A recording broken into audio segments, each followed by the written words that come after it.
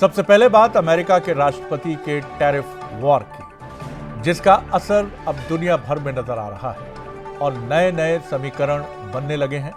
सबसे बड़ी खबर तो यही है कि रूस के राष्ट्रपति व्लादिमीर पुतिन इस साल के आखिरी हफ्ते में भारत दौरे पर आ सकते हैं। ये जानकारी भारत के राष्ट्रीय सुरक्षा सलाहकार अजीत डोभाल ने दी है, जो इस समय रूस के दौरे पर है।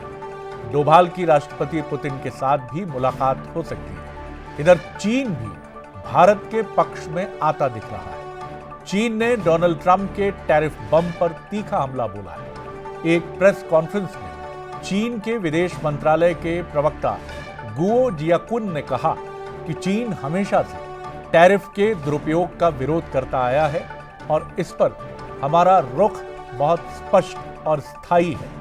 चीन की ये प्रतिक्रिया भारत पर 50% टैरिफ की घोषणा के बाद आई है, जिसके कई मायने निकाले जा रहे हैं।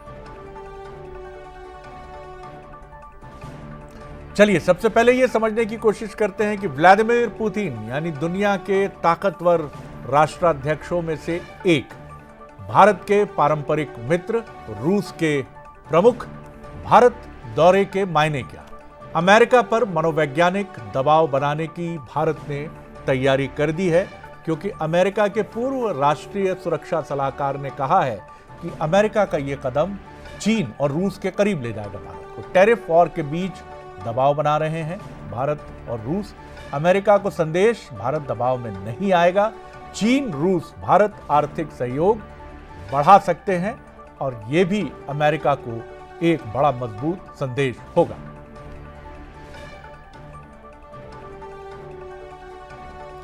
इधर अमेरिका और भारत के बीच सुलह की गुंजाइश अभी भी पूरी तरह खत्म नहीं हुई है। अमेरिकन टीम के साथ छठे दौर की बातचीत 25 अगस्त से शुरू होगी। आपको बता दें कि ये जो टैरिफ इंपोज किया है, एक्स्ट्रा टैरिफ, 21 दिन इसके इंपोज होने में, लागू होने में लगेंगे।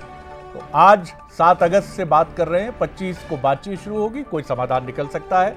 सूत्रों के हवाले से खबर यह भी है कि भारत द्विपक्षीय व्यापार समझौता यानी बायलैटरल ट्रेड एग्रीमेंट करेगा, लेकिन एग्रीकल्चर, डेयरी और कच्चे तेल को लेकर पीछे नहीं हटेगा।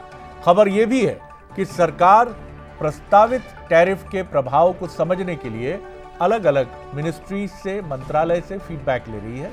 साथ ही ये भी पता लगाने की कोशिश कर रही है कि व्यापार वार्ता में अमेरिका से किन बिंदुओं पर समझौता हो सकता है। अब भारत के पास रास्ता क्या होगा, ये भी एक बड़ा अहम सवाल है कि चलिए माना ये कि कोई भी हम किसी कॉमन कंसेंसस पर, सहमति पर नहीं पहुंचे, तो रास्ता क्या?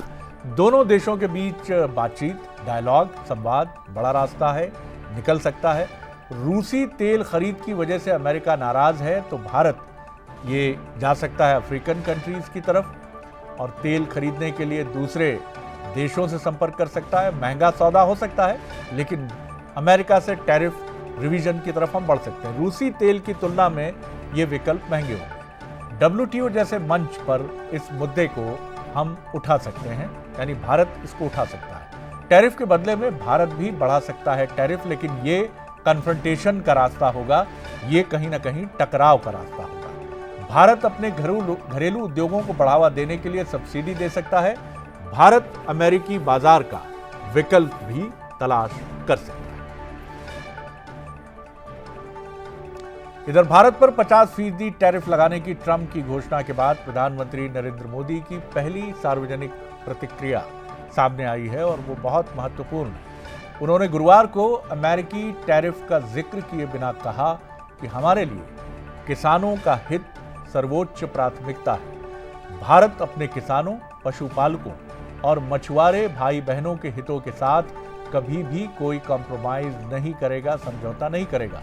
प्रधानमंत्री ने दिल्ली में MS स्वामीनाथन शताब्दी अंतर्राष्ट्रीय समारोह में कहा, मैं जानता हूं कि व्यक्तिगत रूप से मुझे इसकी बहुत बड़ी कीमत चुकानी पड़ेगी, लेकिन मैं इसके लिए तैयार हूं। जाहिर है अमेरिका अपने डेयरी प्रोडक्ट्स के लिए भारत का बाजार खुलवाना चाहता है, लेकिन ऐसा हुआ तो भारत